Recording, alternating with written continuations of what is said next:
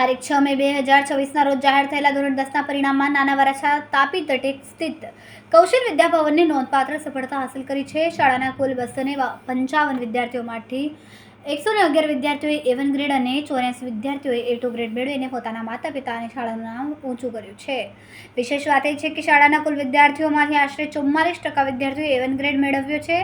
આ વર્ષે પણ શાળાનું કુલ પરિણામ 100% નોંધાયું છે. વિષયવાર પરિણામમાં પણ વિદ્યાર્થીઓએ અદ્ભુત પ્રદર્શન કર્યું છે. મારું નામ પરબતભાઈ ડાંગસિયા, ટ્રસ્ટી કૌશલ વિદ્યાભવન. સર, આજે કઈ રીતનું રિઝલ્ટ છે? આજનું પરિણામ ખૂબ સારું છે. ગુજરાત માધ્યમિક શિક્ષણ બોર્ડ તરફથી આજે જે પરિણામ જાહેર થયું એમાં કુલ 7,56,000 જેટલા વિદ્યાર્થીઓ પરીક્ષા આપેલી. એમાંથી 6,34,327 વિદ્યાર્થી પાસ થતા રાજ્યનું માધ્યમિક શિક્ષણ બોર્ડનું પરિણામ 83.86% આવ્યું છે, જે ગત વર્ષના પરિણામ કરતાં લગભગ 0.78% જેટલું વધારે છે. બીજું, આમાં વિદ્યાર્થીનીઓનું પરિણામ ખૂબ સારું છે. 80% વિદ્યાર્થીઓ પાસ થયેલા છે અને વિદ્યાર્થીનીઓ 88% પાસ થયેલી છે. એટલે બહેનોનું પરિણામ ભાઈઓ કરતાં લગભગ 8% જેટલું વધારે છે. સુરત જિલ્લાની વાત કરીએ તો 86.04% પરિણામ આવેલું છે. અને વરાછા કેન્દ્રની વાત કરીએ તો ખૂબ નેત્રદીપક પરિણામ 92.99%, એટલે લગભગ 93% પરિણામ વરાછા કેન્દ્રનું છે. અમારી શાળાની વાત કરીએ તો અમારી શાળામાં કુલ જે વિદ્યાર્થીઓ હતા 255, એમાંથી બધા જ પાસ થતા શાળાનું પરિણામ 100% આવેલું છે.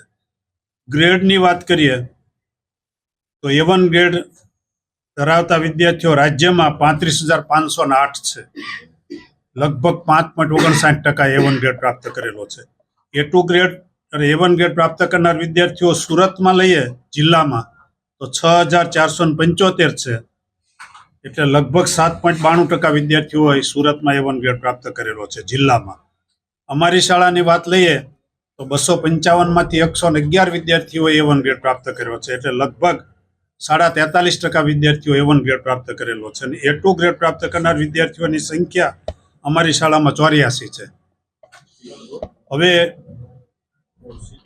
પરિણામ વિશે વધારે વાત કરીએ તો બહેનોનું પરિણામ ખૂબ સારું છે.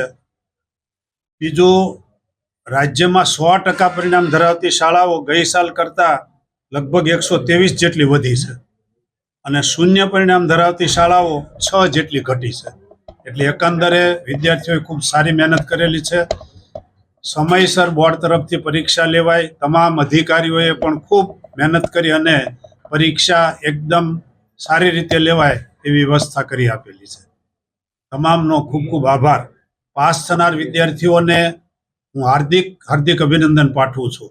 જે વિદ્યાર્થીઓને ઓછા માર્ક્સ આવેલા છે અથવા તો અસફળ રહેલા છે એમના માટે ખાસ સંદેશો કે ધોરણ 10માં હજી તમારી ઉંમર 15-16 વર્ષ હોય, એટલે ખૂબ લાંબુ તમારે હજી જીવન જીવવાનું છે. એમાં આવી નાની મોટી અસફળતાઓ, કોઈ વખત મોટી સફળતાઓ પણ મળી જશે, એટલે રાહ જોવાની રહે.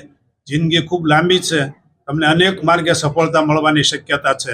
તમને જેમાં રસ હોય તે પારખી લો ને એમાં આગળ વધો એવી હાર્દિક શુભકામના. તારું નામ બેટા? ચોવટિયા ઈશા અલ્પેશભાઈ. બેટા, શું પરિણામ આવ્યું છે? મારે 99.95 PR અને 97.67% આવેલા છે. કેવી મહેનત હતી? શાળા દ્વારા કેવું માર્ગદર્શન? શાળા દ્વારા પૂરેપૂરું માર્ગદર્શન આપવામાં આવેલું હતું અને દરેક પડાવ પર તેમનો ખૂબ સપોર્ટ હતો. આગામી સમયમાં શું? એ ગ્રુપ લઈને એન્જિનિયરિંગ કરવાનું છે.